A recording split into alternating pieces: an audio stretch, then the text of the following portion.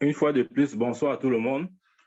Nous allons prendre notre enseignement de ce soir sur le thème « En lui ». En lui. J'aimerais que l'on note ceci. Le thème de l'enseignement de ce soir, c'est « En lui ». En lui. Amen. Amen. Donc déjà, j'aimerais nous ouvrir les yeux sur un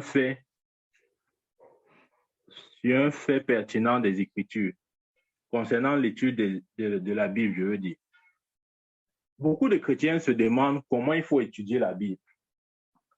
Les gens se disent, OK, est-ce que je dois commencer à lire à partir de la Genèse? Est-ce que je dois commencer à lire à partir des livres prophétiques, c'est-à-dire Jérémie, Daniel, Ézéchiel, etc. Ou encore, est-ce que je dois commencer à lire à partir de la fin de l'Ancien Testament, notamment Malachie, ou le début du Nouveau Testament? Bref, ça va un peu dans tous les sens. On se demande ce qu'il faut faire pour avoir la bonne compréhension et la bonne méthode quant à l'étude de la parole. C'est très simple. Je vais vous donner là un petit conseil qui va vous aider lors de l'étude de la parole de Dieu. Ce que j'aimerais que nous sachions et reconnaissons, c'est que la Bible, dans son entièreté, c'est-à-dire les 66 livres qu'elle comporte, est divisée en deux parties, en deux grandes parties. Nous avons l'Ancien Testament et le Nouveau Testament. Donc, mon conseil est le suivant. Lorsque vous voulez étudier la Bible, lisez en priorité le Nouveau Testament, surtout les épîtres. Pourquoi? Parce que les épîtres ont été écrites à l'attention de l'Église. Ça, c'est important. Cette approche m'a beaucoup aidé dans la compréhension exacte de la pensée de Dieu. Lisez toute la Bible, oui, mais en particulier le Nouveau Testament. Et plus en détail, les épîtres. Lorsque je parle d'épîtres, je parle des lettres que les apôtres ont écrites, à l'Église, c'est-à-dire les Romains, les Pierre, 1 Pierre, 2 Pierre, Éphésiens, Thessaloniciens, etc., etc. C'est très, très, très important. Pourquoi? Parce que ça va vous donner une bonne approche et une bonne compréhension de la pensée de Dieu pour son Église. Et pendant que vous le faites, veillez aussi en même temps à souligner les expressions telles que « en Christ »,« en lui »,« par qui ». C'est très important. Lorsque vous lisez surtout les épîtres, lorsque vous voyez les expressions telles que « en Christ », les expressions telles que « en lui », les expressions telles que « par qui », soulignez-les et commencez à étudier profondément chacun de ces versets. Vous vous rendrez compte qu'il y a près de 140 versets qui vous apprendront non seulement qui vous êtes, ce que vous êtes, ce que vous avez du fait que vous êtes en Christ. Rappelons-nous, le thème de ce soir, c'est « en lui », c'est-à-dire en Christ, lui mis pour Christ, en Christ, en lui. Le mystère de l'Église est renfermé dans ce petit groupe de mots, en Christ. Amen. C'est important de vous donner cette peine-là, et c'est une bonne peine, de lire attentivement les épîtres. Il faut attentivement les lire. Ça va beaucoup corriger votre perception de qui vous êtes, votre perception de ce que vous avez, votre perception de votre position en tant que chrétien, votre perception de votre statut légal. Amen. C'est très, très, très, très important. Je dis encore, le thème, c'est « en Christ ». En Christ. La Bible nous dit dans Romains, nous allons ouvrir, dans Romains chapitre 8, verset 17. Romains chapitre 8, Romains chapitre 8, verset 17. Il est écrit ici, attendez que, excusez-moi, je n'ai pas.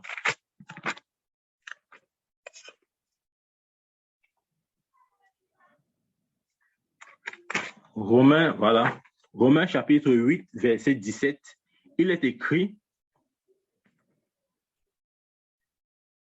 or, si nous sommes enfants, nous sommes aussi héritiers, héritiers de Dieu et co-héritiers de Christ.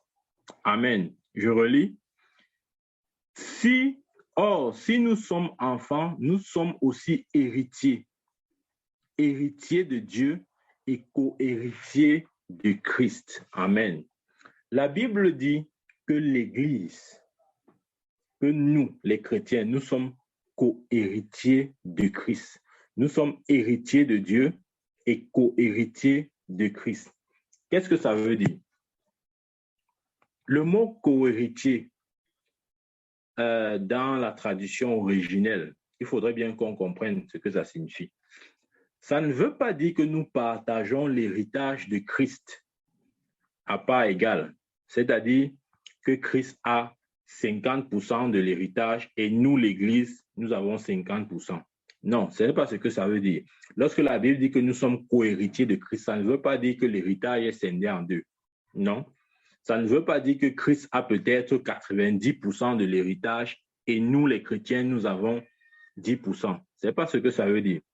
En réalité, le mot co-héritier, dans son sens originel, veut dire partager le même héritage à proportion égale. Je m'explique. Ça veut dire que si Christ a obtenu de Dieu 100% de son héritage, l'Église a également de Dieu 100% de son héritage. Amen. En réalité, nous partageons le même héritage avec Christ, dans les mêmes proportions, c'est-à-dire dans les proportions totales de 100%. C'est ce que la Bible dit ici dans Romains 8, verset 17. Il dit, or, si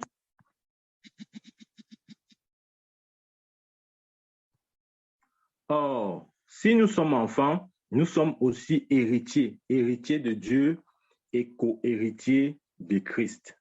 Amen. Rappelons encore, le thème, c'est en Christ. Donc, la première chose que l'on voit, c'est quoi? C'est qu'en Christ, nous partageons le même héritage que Christ lui-même. En d'autres termes, tout, je dis bien tout ce que Christ a obtenu de son Père est en nous. Tout. Il n'y a pas une seule chose que Christ a et que nous n'avons pas. Il n'y a pas une seule chose qu'il a que nous, c'est-à-dire l'Église, son corps, n'ayons pas. Amen. Je dis encore, nous parlons sur le thème en Christ. En Christ.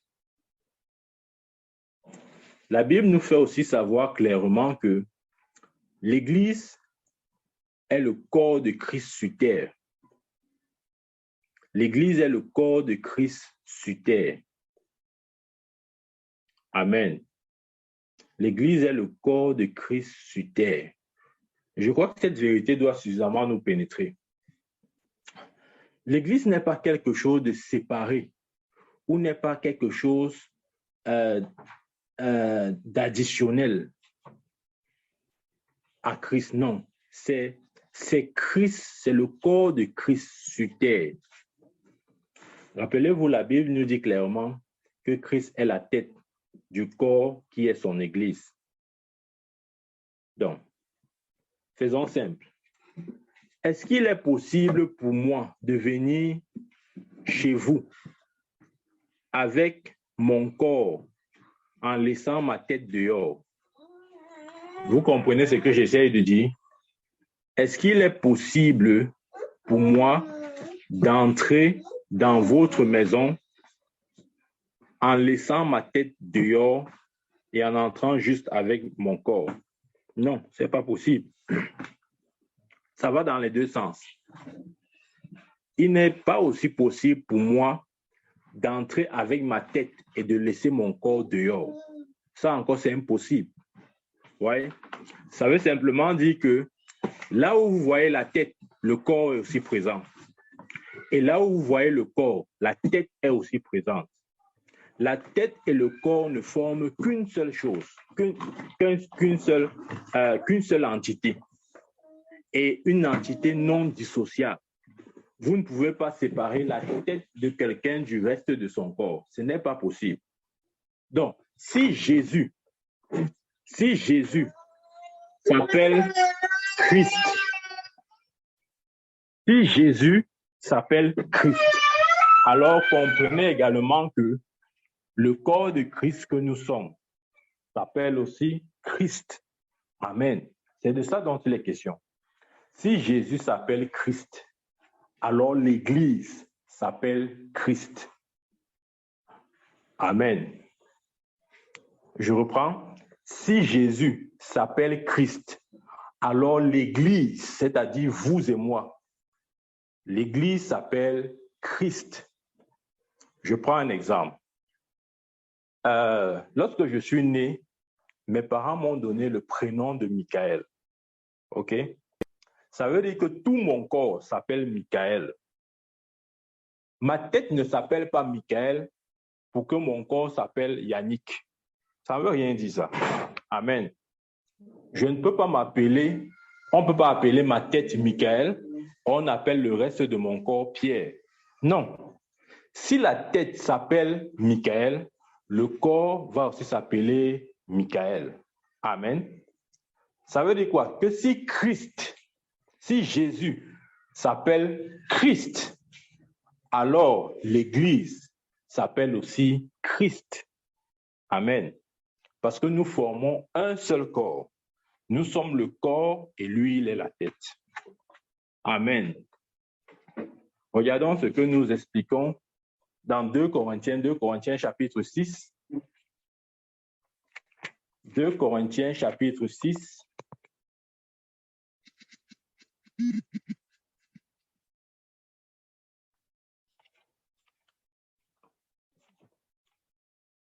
Deux Corinthiens chapitre 6, je vais lire du verset 14 à 16. Suivons attentivement la lecture. 2 Corinthiens chapitre 6, du verset 14 à 16. Je lis. C'est l'apôtre Paul qui parle. Ne vous mettez pas avec les infidèles sous un joug étranger. Car quel rapport y a-t-il? J'aimerais que vous souligniez si vous avez votre Bible avec vous. Ça devient intéressant en ce moment. Quel rapport y a-t-il entre la justice et l'iniquité? Amen. L'apôtre Paul met en contraste déjà 2 mots là, la justice et l'iniquité. Il continue. Ou qu'y a-t-il de commun entre la lumière et les ténèbres? Amen. Il a d'abord parlé de la justice et de l'iniquité, mais ensuite il parle de la lumière et des ténèbres. Verset 15. Quel accord y a-t-il? Ah, j'aime le verset 15. Suivez bien. Quel accord y a-t-il entre Christ et Bélial? Ou encore, non, ou quelle part a le fidèle avec l'infidèle? Vous voyez le verset 15?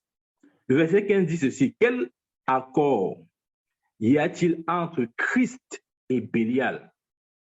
Et si vous lisez ce passage, vous vous rendrez compte que l'apôtre Paul parle de l'Église. Et en parlant de l'Église, l'apôtre Paul l'appelle Christ. Amen. Et Bélial. Quel accord y a-t-il entre Christ et Bélial? Ou encore, ou quelle part a le fidèle avec l'infidèle? Verset 16. Quel rapport y a-t-il entre le temple de Dieu et les idoles? Car nous sommes le temple du Dieu vivant. Amen. Donc, l'apôtre Paul appelle l'Église de cette façon. Il dit 1.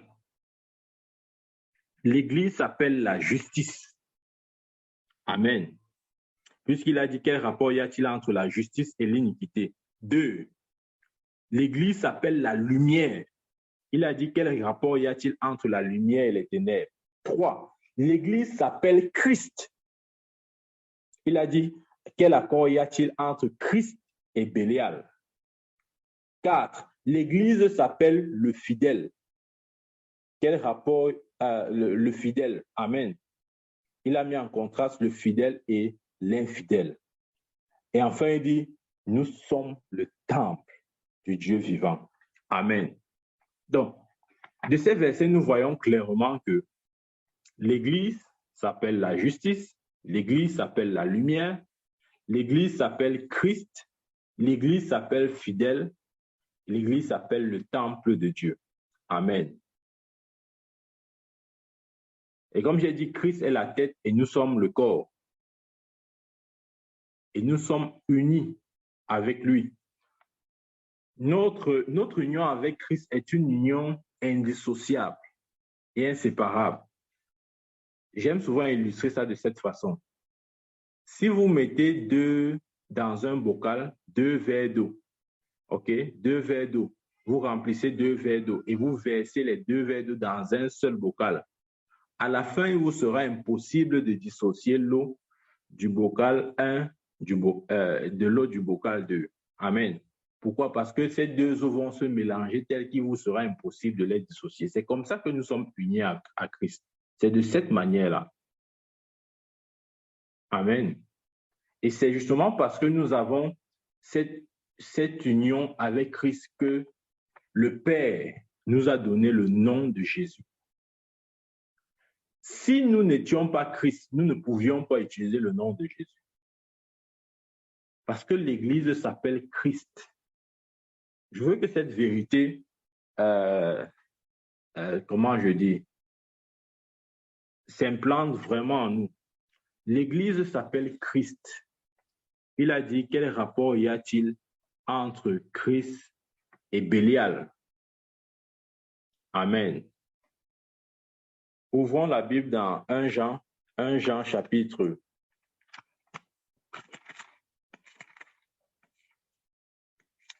Ouais, il y a certaines vérités qui ne sont pas faciles à accepter au début parce que ça n'entre peut-être pas dans ce que nous avions l'habitude d'écouter. Mais aussi vrai que c'est la parole de Dieu, il faudrait bien s'approprier d'elle. Amen. Dans 1 Jean chapitre 4, verset 17, il dit, tel il est, tel nous sommes. 1 Jean chapitre 4, verset 17, il dit, tel il est, tel nous sommes aussi dans ce monde. Amen. Tel il est, tel nous sommes aussi dans ce monde. Écoutez, la Bible n'a pas dit tel il était, tel nous sommes. On a dit tel il est, c'est-à-dire tel Jésus est actuellement. Ainsi nous sommes dans ce monde. Amen. Et c'est normal, puisqu'il est la tête et nous sommes le corps. Si la tête a porté le nom de Christ, le corps va aussi s'appeler Christ. Nous avons vu ça dans la Bible, dans 2 Corinthiens, où l'apôtre Paul dit clairement que l'Église s'appelle Christ. Vous voyez, ce sont des vérités difficiles à accepter. Tu vas rester comme ça, tu vas dire, ah, donc je suis Christ. Mais comment ça? Oui, tu es Christ. Amen. Il dit, tel il est, tel nous sommes aussi dans ce monde. Tel Jésus est actuellement, tel nous sommes aussi. Ça veut dire quoi? Concrètement, ça veut dire que lorsque nous lisons les évangiles, parce que les évangiles ont ceci de particulier, qu'ils nous révèlent la vie de Jésus. Vous voyez? Donc, lorsque vous lisez les évangiles, que ce soit Matthieu, que ce soit Marc, que ce soit Luc ou Jean, en réalité, ces évangiles parlent d'une seule personne, de la vie et du ministère d'une seule personne, Jésus. Amen.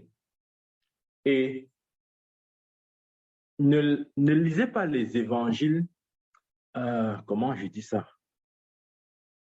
Comme vous lirez par exemple un livre d'histoire. Oui, non, ça c'est l'erreur la plus fatale à ne jamais connaître, à ne jamais commettre. Pourquoi? Parce que la Bible n'est pas un livre historique. La Bible est un livre spirituel. J'aimerais qu'on note cette partie. La Bible n'est pas un livre historique, c'est un livre spirituel. Ça veut dire quoi? Ça veut dire qu'elle est toujours d'actualité pour quiconque la lit avec foi. Les livres historiques, quand je parle d'historique, c'est-à-dire des belles histoires qu'on a contées, on a recueillies dans des pages, etc., ça c'est l'histoire. Mais la Bible est plus que ça. La Bible est un livre spirituel. Donc, si Jésus s'appelle Christ et vous vous appelez aussi Christ, ça veut dire quoi? Ça veut dire que la vie de Jésus, c'est votre vie. Donc, lorsque vous lisez les évangiles, tout ce que vous allez lire sur la vie de Jésus, voyez-vous dans ce que vous lisez là? Amen. C'est de ça dont il est question. C'est-à-dire, si on dit peut-être que Jésus a prié pour un aveugle et l'aveugle a recouvré la vue, voyez-vous vous-même faire ce miracle-là? Ne lisez pas juste et vous dites que, ah non, c'était Jésus. Hein. Ah, Jésus là, était puissant, hein. Mais Jésus là, est fort. Hein. Il est fort. Hein. Non, non, non, non, non, non, non, non. Ne lisez pas comme ça. Ça ne va pas vous aider. Quand vous lisez que Jésus a multiplié le pain et le poisson, voyez-vous faire ce même miracle. Pourquoi? Parce qu'il est la tête et vous êtes le corps. Pourquoi? Parce qu'il est Christ et vous êtes Christ. Pourquoi? Parce que vous avez la même vie. Amen. Vous avez le même héritage spirituel. On a lu ça dans Romains 8, verset 17, que nous sommes héritiers de Dieu et co-héritiers avec Christ. Donc, c'est important de le savoir. Lorsque vous lisez la Bible, lisez-la en vous voyant en elle. Je vous assure, si vous lisez les choses de cette façon, votre compréhension et votre foi va grandir comme vous ne pouvez pas imaginer. Amen. Ne lisez pas la Bible, vous dites, ah, c'était Jésus. Non, ce n'était pas Jésus. Ce n'était pas Jésus. Pourquoi? Parce que la Bible dit que notre vie, ok, j'aimerais qu'on lise ce passage. C'est Colossiens. Lisons ça.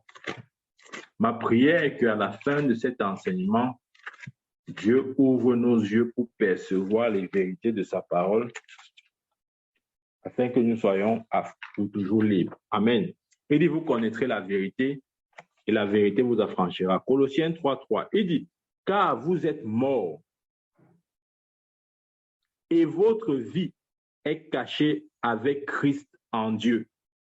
Je reprends, car vous êtes morts, et votre vie est cachée avec Christ en Dieu. Mon frère, ta vie est cachée avec Christ en Dieu. Ça veut dire que ta vie est dans la vie de Christ. Donc, quand tu lis la vie de Christ, en réalité, c'est ta propre vie que tu es en train de lire. Amen. C'est pourquoi j'ai dit, ne lisez pas la Bible comme un livre historique. Lisez-la comme un livre prophétique, comme un livre spirituel. Amen. Je lis encore Colossiens 3:3, il dit, car vous êtes morts et votre vie est cachée avec Christ en Dieu. Amen. Ta vie est en Christ. Donc, quand tu lis la vie de Christ, c'est ta propre vie que tu es en train de lire. Ne lis pas la vie de Christ et tu te mets à dire, non, non, non, c'est Christ là-bas, ce n'est pas moi. Non, c'était parce qu'il était fils de Dieu. Moi, je ne suis pas fils de Dieu. Ne laisse pas Satan te mentir. Ta vie est en Christ. Amen. Quand tu lis à partir d'aujourd'hui le Nouveau Testament, quoi que ce soit que tu vois concernant Jésus, vois-toi dans cette action-là. Amen. Si tu lis, tu as vu que Jésus a chassé les démons, vois-toi chasser les mêmes démons parce qu'il a dit, voici les signes qui accompagneront ceux qui auront cru. À mon nom, ils chasseront les démons. Exactement comme j'ai fait. Amen. Quand tu lis la Bible, tu vois Jésus prêcher, vois-toi prêcher. Pourquoi? Parce qu'il a dit, allez par tout le monde, prêcher la bonne nouvelle à toute la création. Celui qui croira et qui sera baptisé sera sauvé. Amen. Quoi que tu lises concernant la vie de Christ, je ne voudrais plus que tu lises la parole de Dieu, que tu lises la parole de Dieu en te disant que c'est un livre historique qui parle de la vie d'un certain Jésus. Non, c'est un livre spirituel, prophétique qui parle de ta propre vie. Parce que ta vie est en Christ, parce que tu es Christ. Amen. C'est de ça qu'il s'agit. Je veux vraiment que nous acceptions cette vérité-là. Notre vie est cachée avec Christ en Dieu. Et lorsque nous recevons cela, lorsque nous croyons en cela, cela se manifeste parce que c'est la vérité. C'est la vérité. Je suis convaincu, plus que j'en étais hier, que je suis Christ. Amen. Ouais, quand on enseigne ces choses, les chrétiens religieux peuvent dire, ah, c'est quoi ça? Hein, c'est quoi on est Christ? C'est quoi ça? Ça, c'est l'orgueil. Ce n'est pas l'orgueil. C'est la vérité. Amen. Je vous ai dit tout à l'heure que mon nom, le nom que mes parents m'ont donné à ma naissance, c'est Michael. Donc, je ne peux pas entrer chez vous avec ma tête et je laisse mon corps dehors. Ce n'est pas possible. Vous allez fuir. Si vous voyez juste ma tête entrer chez vous sans en même temps voir mon corps, vous allez fuir. Amen. Et ma tête, si ma tête c'est Michael, c'est normal que mon corps soit aussi Michael. D'accord? Et je ne peux non plus venir chez vous avec mon corps en laissant ma tête dehors. Ça n'existe pas. Amen. La Bible dit que Christ est la tête du corps qui est son Église. Donc si Jésus s'appelle Christ, le corps va aussi s'appeler Christ. Amen. C'est important de comprendre cette vérité. Pourquoi? Parce que de cette vérité découlent d'autres vérités importantes. C'est-à-dire, parce que nous sommes Christ, nous avons la même position que Jésus avait lorsqu'il était sur terre. Amen.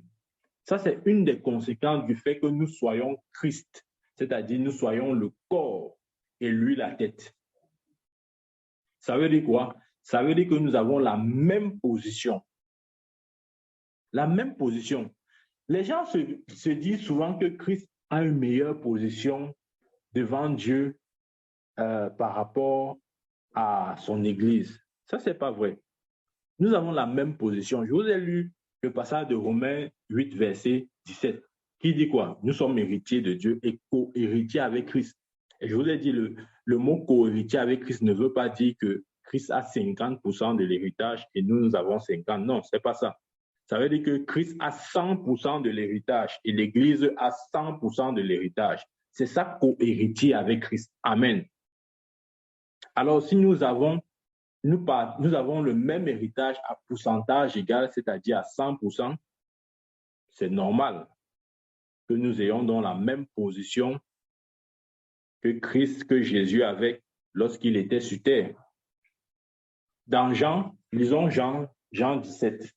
Dans Jean 17, nous voyons Jésus prier pour nous, pour l'Église.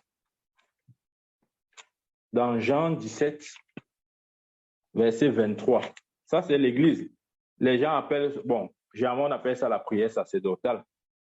Jean 17, verset 23, il est écrit, écoutez bien ce verset. Hein. Moi en eux et toi en moi, afin qu'ils soient parfaitement un et que le monde connaisse que tu m'as aimé et que tu les as aimés comme tu m'as aimé. Souligne dans ta Bible, comme. Je recommence la lecture. Jean 17, verset 23. Moi en eux, c'est-à-dire Jésus en nous. Amen. C'est-à-dire Christ en nous. Amen. Toi en moi, c'est-à-dire le Père dans le Fils. Donc, le Christ, Jésus en nous et le Père dans Jésus, afin qu'ils soient parfaitement un et que le monde connaisse que tu m'as envoyé et que, la fin du verset 23 aussi important, et que tu les as aimés comme tu m'as aimé. Amen. Dieu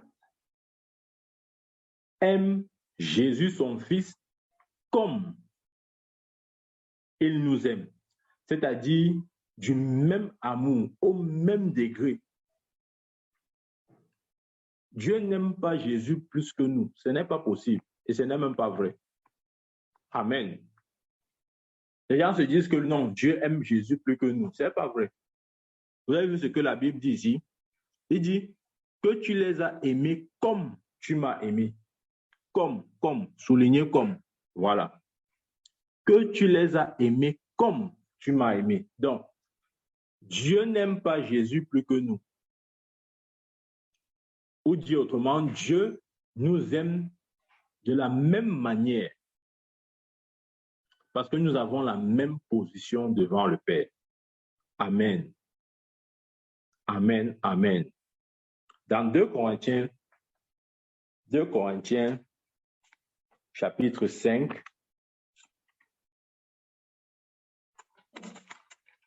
2 Corinthiens, chapitre 5, verset 21, il est écrit, « Celui qui n'a point commis le péché, il l'a fait devenir péché pour nous, afin que nous devenions en lui justice de Dieu. » Je vous ai dit au début de cet enseignement que lorsque vous lisez le Nouveau Testament, surtout les épîtres, prêtez attention à chaque fois que vous verrez des expressions telles que « en lui »,« par qui »,« en Christ ». Amen. Parce que de tels versets ont toujours ceci qu'ils vous révéleront votre position en Christ, ils vous révéleront ce qui vous êtes, ce que vous avez, ce que Dieu pense de vous, la pensée exacte de Dieu vous concernant. Amen. Il dit dans 2 Corinthiens 5, 21, « Celui qui n'a point commis de péché, il l'a fait devenir péché pour nous, afin que nous devenions en lui, justice de Dieu. » Amen. Ouais. Il y a des chrétiens qui ont cette habitude et elle n'est pas bonne. Je profite pour corriger cette impression-là. Il y a des chrétiens qui vont vous dire je m'efforce pour être juste. Vous avez suivi ce genre de chrétiens. Ils vont dire non. Si tu poses la question à un chrétien, tu es juste. La réponse que 99% des chrétiens vont vous donner, c'est je m'efforce pour être juste. Amen. Et ça, c'est encore un autre mensonge du diable. Ne vous efforcez pas à être juste. C'est peine perdue parce que vous l'êtes déjà. Amen. D'après ce verset, la Bible dit, celui qui n'a point commis de péché, c'est-à-dire Jésus, ça c'est Jésus à la croix. Celui qui n'a point commis de péché, il l'a fait devenir péché pour nous. À la croix, Jésus a été fait péché. C'est pour ça que le Père s'est détourné de lui en disant, et lorsque le Père s'est détourné de lui, Jésus a dit, mon Père, pourquoi m'as-tu abandonné? Parce qu'à ce moment précis, il était devenu péché. Il n'a pas seulement porté nos péchés, il est devenu péché. En d'autres termes, il a pris la nature du diable. Parce que le péché, c'est la nature du diable. Et pourquoi il l'a fait? Afin que nous devenions la justice de Dieu. Nous sommes déjà. Amen. Donc, ne soyez plus du nombre de ceux-là qui disent que ils se battent pour être justes. Non, on ne se bat pas pour être juste. On est déjà juste. Amen. On est déjà juste. Amen. On est juste. On est juste. C'est la mauvaise impression ou les mauvais enseignements qui nous ont toujours donné ce sentiment d'indignité. Voilà, d'indignité. Et lorsque nous avons ce sentiment d'indignité, on ne se verra jamais comme Dieu nous voit. Dieu dit que nous sommes la justice de Dieu en Christ. Pourquoi alors toi tu sors avec tes pensées que non, je ne suis pas juste? Tu prends ça d'où? Qui t'a dit ça? Donc Dieu ment. Donc Dieu ment. C'est toi qui dis la vérité. Dieu ment. Amen. Je prends un exemple. C'est comme si vous dites OK, si je vous pose la question, je prends un exemple, si je pose la question à un homme, OK, est-ce que tu penses que tu es un homme? Je pense pas qu'il va me donner une réponse du genre je m'efforce à être un homme. Non. Si vous posez la question à un homme et vous lui dites, penses-tu être un homme? Il va te dire, oui, je le suis. C'est un fait. Il n'a rien à faire pour être un homme. Il l'est. Amen. Il l'est déjà. Il ne va pas dire, non, je me force à être un homme. Non, ce n'est pas vrai ça. Amen. Il l'est déjà.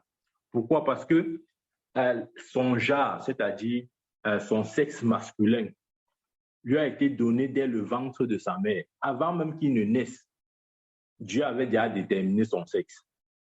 Donc, il ne va pas naître maintenant et commencer à dire, tu as un homme, il dit que je me force à l'être. Ça ne veut rien dire. Non, il est un homme. Il est un homme. Amen. Il est né homme, indépendamment de ce qu'il fait. Il est un homme. Amen. C'est comme ça aussi que Christ nous appelle en lui sa justice. Pourquoi? Parce que nous avons hérité de sa nature depuis le jour où nous sommes nés de nouveau. Amen. Le chrétien est la justice de Dieu. Un des problèmes du corps de Christ, c'est que on nous a appris beaucoup de choses, sauf ce qui est vrai, sauf la vérité en fait. On nous a appris comment nous sommes des pécheurs, on nous a appris comment nous sommes des incapables, on nous a appris nos faiblesses, on nous a appris nos manquements, on nous a appris tout, sauf ce qui est vrai. Amen. Plus tu te vois comme la justice de Dieu en Christ, plus tu vas manifester les œuvres de justice. En réalité, c'est comme ça que ça fonctionne. C'est-à-dire que si tu comprends, plus tu comprends ce que c'est que la justice, plus tu vas manifester les œuvres de justice. C'est tout. Donc, mon conseil, s'il fallait donner, c'est qu'on arrête un peu de dire aux chrétiens ce qu'ils ne sont pas. Arrêtons de dire aux chrétiens qu'ils sont des pécheurs. Arrêtons de dire aux chrétiens qu'ils sont des êtres faibles. Non, nous ne sommes pas faibles. Je puis tout par Christ qui me fortifie. Amen. Nous ne sommes pas faibles. Nous ne sommes pas pécheurs. Parce que Christ s'est fait pécher pour nous afin que nous soyons la justice de Dieu. Nous devons prêcher ce qui est vrai.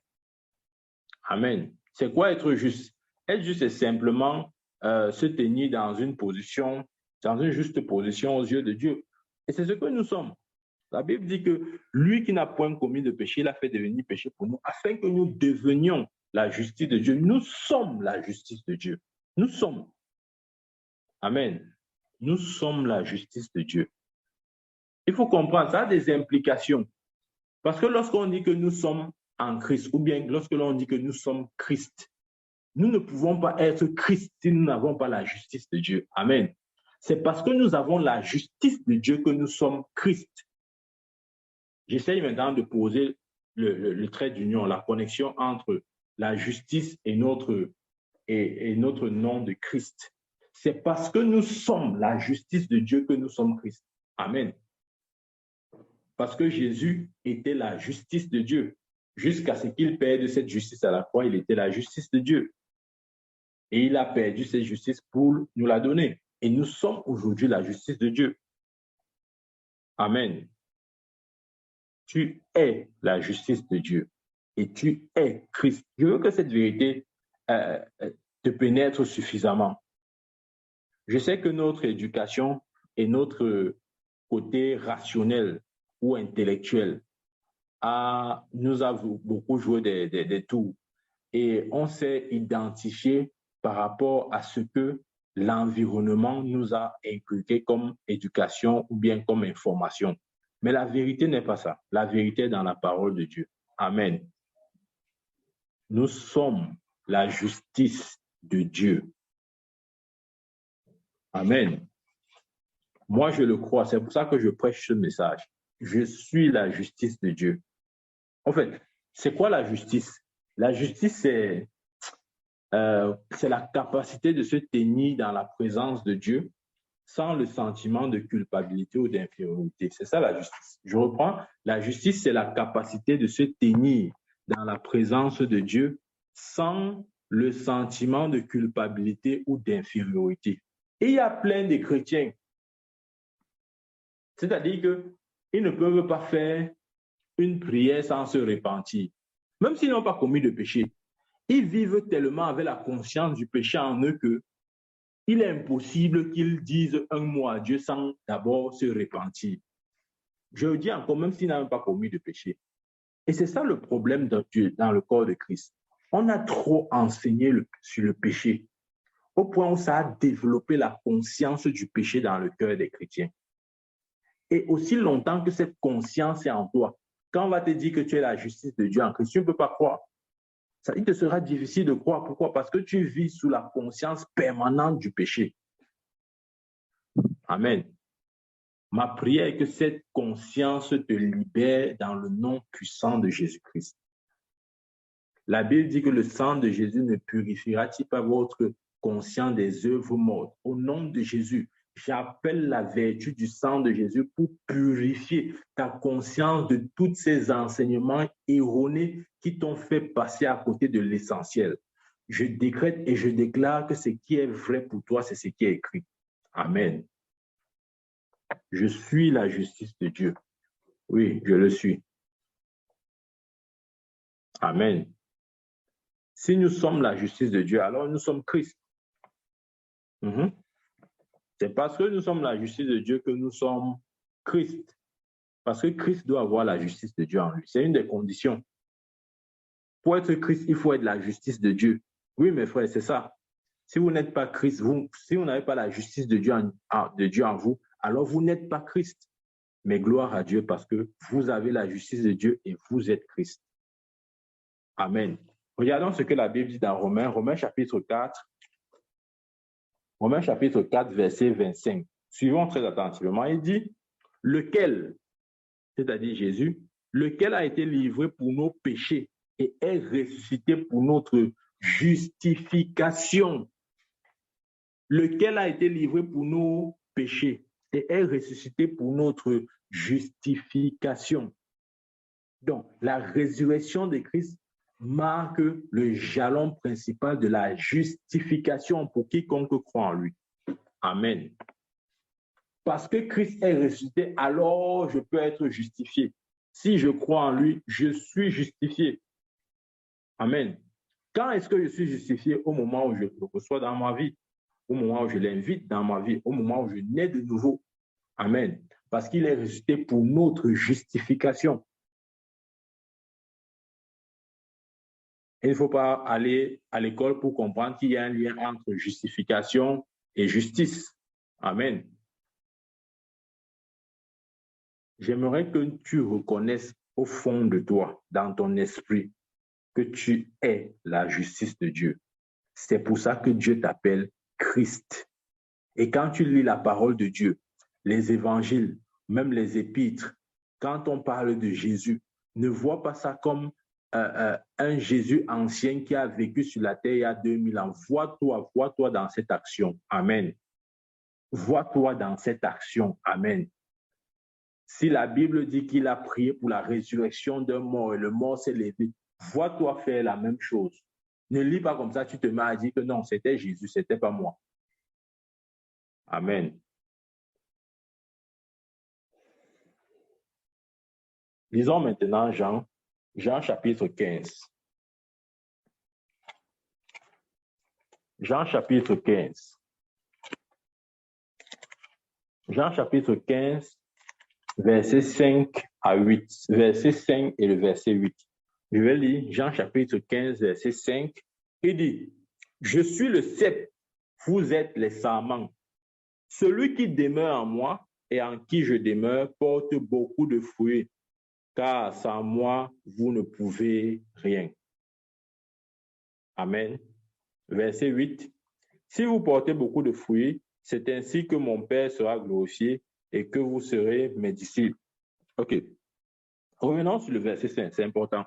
Il dit, « Je suis le cep, vous êtes les sarments. Celui qui demeure en moi et en qui je demeure porte beaucoup de fruits. » Amen. Jésus est le cep et nous sommes les sarments. C'est un peu comme Jésus est le tronc et nous sommes les branches. Pourquoi? Parce que un arbre est constitué de deux parties principales. Nous avons en premier le tronc et en second les branches. Amen. Nous avons le tronc et les branches. Le tronc ici, c'est l'expression de Jésus et les branches, c'est l'expression du corps de Christ ou de l'Église. Amen. Et c'est un tout qui forme un. Vous ne pouvez pas dissocier les branches de son tronc. Non, ce n'est pas possible. Vous ne pouvez pas venir vous diviser les branches du tronc. Ce n'est pas possible. Ça forme un. C'est justement parce qu'il y a le tronc et les branches qu'on parle d'arbre. Lorsque vous enlevez une partie de l'autre, ce n'est plus un arbre. Amen. Donc, lorsqu'on dit l'arbre, on voit quoi? On voit le tronc et les branches. De la même manière, lorsqu'on dit Christ, on ne voit pas seulement Jésus. On voit Jésus et l'Église. Parce que les deux sont un. Il a dit quoi? Il a dit, toi en moi, non, moi en eux et toi en moi, afin qu'ils soient parfaitement un. Amen. Il y a un mystère sur l'arbre et une vérité fondamentale que j'aimerais vous communiquer.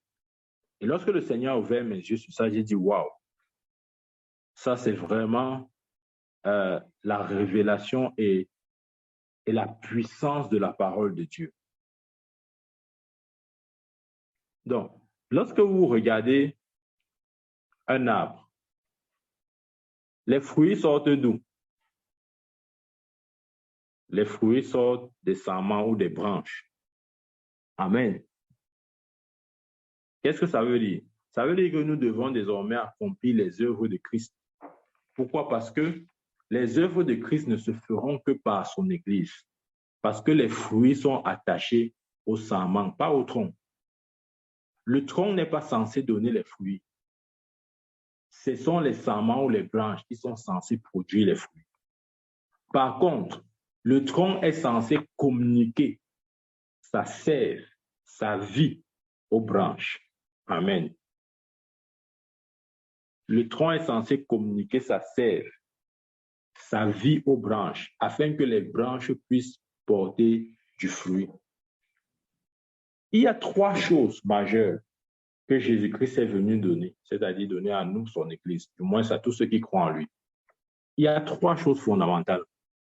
Et parce que nous avons ces trois choses, nous sommes Christ, une fois de plus. Parce que ces trois choses sont en nous, nous sommes Christ. Et je vais illustrer ces trois choses avec l'arbre pour que nous comprenions exactement. Parce que vous voyez, des fois, Jésus, lorsqu'il enseignait, il prenait des exemples naturels.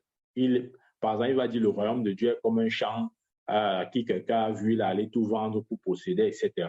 Vous voyez? Donc, des fois, pour communiquer certaines vérités spirituelles, Dieu nous envoie des images naturelles parce que naturellement, notre intellect peut saisir certaines choses.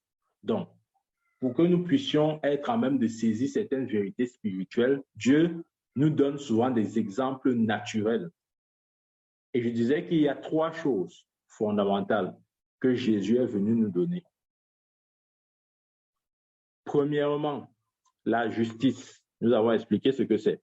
La capacité de se tenir dans la présence de Dieu sans sentiment de culpabilité ou d'infériorité. Ça, c'est la première chose c'est une des choses que Jésus est venu donner. Amen. La deuxième chose, c'est la vie éternelle. La vie éternelle. Et je dirais que c'est la chose principale que nous avons reçue de Dieu. Ou encore, c'est la mission principale de Jésus sur terre. Amen. Jésus est venu nous donner prioritairement la vie éternelle. Et de la vie éternelle, nous avons la justice et nous avons aussi notre union à Dieu. Je m'explique. Dans Jean 3,16, il dit « Car Dieu a tant aimé le monde qu'il a donné son Fils unique, afin que quiconque croit en lui ne périsse point, mais qu'il ait la vie éternelle. » Donc Jean 3,16 nous donne le but de la venue de Christ. Jean 3,16 nous donne le but du sacrifice de Christ. Christ est mort à la croix pour que nous ayons la vie éternelle. Amen. Christ est mort à la croix pour que nous ayons la vie éternelle. Dans Jean 10, 10, lui-même il dira ça, lorsqu'il dit, dans Jean 10, 10, le voleur ne vient que pour dérober, égorger et détruire, et moi je suis venu afin que les brebis aient la vie et qu'elles soient dans l'abondance. Amen. Donc la première chose que Jésus est venu donner, c'est quoi? C'est la vie éternelle. La deuxième chose, c'est la justice. On a un peu expliqué ce que c'est. Mais nous allons préparer un enseignement sur la justice. J'ai juste donné des points superficiels comme ça. La deuxième chose, c'est la justice. Et la troisième chose, c'est notre union avec Dieu.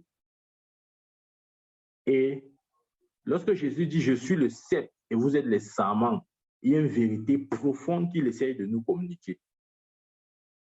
Dans les cep et le sarment, ces trois vérités demeurent.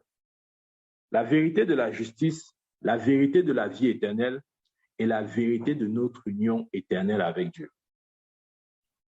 Je commence avec la vie éternelle. Il y a une chose principale que l'arbre, du moins, il y a une chose que le tronc et les branches, ou encore que le cep et les sarments partagent en commun. C'est quoi? C'est la sève. La sève, même dans la science, la sève, même dans la science, l'école nous a appris que la sève, c'est la vie de l'arbre. Amen. Donc, la vie ou la sève que l'on trouve dans le tronc, c'est la même sève que vous allez trouver dans les branches ou dans les sarments. C'est la même sève. C'est-à-dire, tout est identique. Le tronc n'a pas une sève qui est différente de celle des sarments ou des branches. Amen. Ça me permet d'établir la première vérité, qui est la vérité de la vie éternelle. Nous partageons la vie éternelle avec Dieu. C'est-à-dire quoi? Nous avons le même genre de vie qu'il y a en Dieu. Ça, c'est la première chose que Jésus nous a donnée. Voilà pourquoi il a dit, je suis le cep, vous êtes les sarments. Ça veut dire quoi? Ça veut dire que nous avons la même sève. Nous avons la même vie. Et cette vie s'appelle la vie éternelle. Que je vous dis ceci, la vie éternelle ne veut pas dire que quand on va mourir, on va aller au ciel. Ce n'est pas ça la vie éternelle. On nous a toujours enseigné ça de cette façon, mais ce n'est pas vrai. La vie éternelle n'est pas une sorte de garantie d'une vie après la mort. Non. La vie éternelle, c'est la vie de Dieu en nous. C'est ça la vie éternelle. Le grec dit Zoé, la vie de Dieu en nous, le genre de vie qu'il y a en Dieu. C'est ça que Dieu nous a donné. Exactement comme la sève. La vie ou la sève qui coule dans le tronc est la même sève qui alimente les branches. La première chose que Dieu nous a donnée, la vie éternelle. Amen. La deuxième chose, la justice. La justice, c'est quoi? C'est la nature de Dieu. La justice, c'est la nature de Dieu. De même que le péché est la nature du diable, la justice est la nature de Dieu. Amen. La justice, c'est la nature de Dieu. Maintenant, ça correspond à quoi dans l'arbre? L'arbre a ce qu'on appelle l'écorce. Vous voyez? C'est-à-dire, l'écorce détermine la nature d'un arbre. L'écorce, c'est-à-dire, si on prend par exemple l'écorce d'un manguier, quand tu vois l'écorce d'un manguier, tu peux, même sans voir l'arbre, si tu vois seulement l'écorce, ça peut déjà te dire que ça, c'est l'écorce du manguier. Pour ceux qui maîtrisent bien sûr la forêt ou les arbres, dès qu'ils voient l'écorce, il peut te dire l'écorce de quel arbre c'est. Amen. Ça, c'est la justice. Ça donne la nature. Ça donne ça définit clairement quelque chose. Amen. Et vous voyez que si vous prenez l'écorce du tronc et l'écorce de la branche, elles sont identiques. En d'autres termes, l'écorce du tronc n'est pas différente en termes de propriétés chimiques et même physiques de l'écorce que vous trouverez par exemple sur les branches. C'est la même écorce. Nous avons la même justice. Voilà pourquoi la Bible dit que nous sommes devenus la justice de Dieu. Amen. Nous avons la même sève, la même vie éternelle. Nous avons la même justice et la même écorce. Amen. Et enfin, notre union. Ça veut dire quoi? Ça veut dire que de même que vous ne pouvez pas dissocier ou séparer un tronc des branches ou du sceptre des sarments, ainsi nous sommes unis avec Dieu. Amen. Notre union est une union éternelle. On ne peut pas séparer. Comme je vous ai dit tout à l'heure, au début, je ne peux pas venir chez vous avec ma tête et je laisse mes pieds dehors. Ça n'a pas de sens. Ou je ne peux pas entrer avec mes pieds et je laisse ma tête dehors. Amen. Amen. J'aimerais que cette vérité, plus que jamais, nous pénètre. Nous devons vivre à la lumière de cette vérité. Nous sommes la justice de Dieu. Nous sommes la justice de Dieu. Nous sommes Christ. Amen. Nous sommes Christ. Nous sommes la justice de Dieu. Ma prière est qu'à partir de ce jour, notre perception de notre identité, de notre position et de qui nous sommes soit complètement révisée et soit ajustée sur ce qui est vrai. Amen, amen, amen. À partir de ce soir, ma prière aussi est que lorsque vous lisez votre Bible, qu'en voyant les œuvres ou la vie de Jésus, vous voyez au-delà de Jésus. Vous voyez vous-même, vous voyez vous-même parce que vous êtes en lui. Colossiens 3, verset 3 nous le dit. Amen, amen. Que Dieu bénisse sa parole. Soyez bénis au nom puissant de Jésus-Christ. Amen. Amen. C'est terminé. S'il y a des questions, je peux les prendre.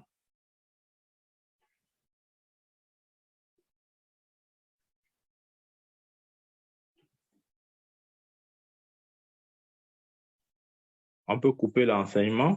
S'il y a des questions.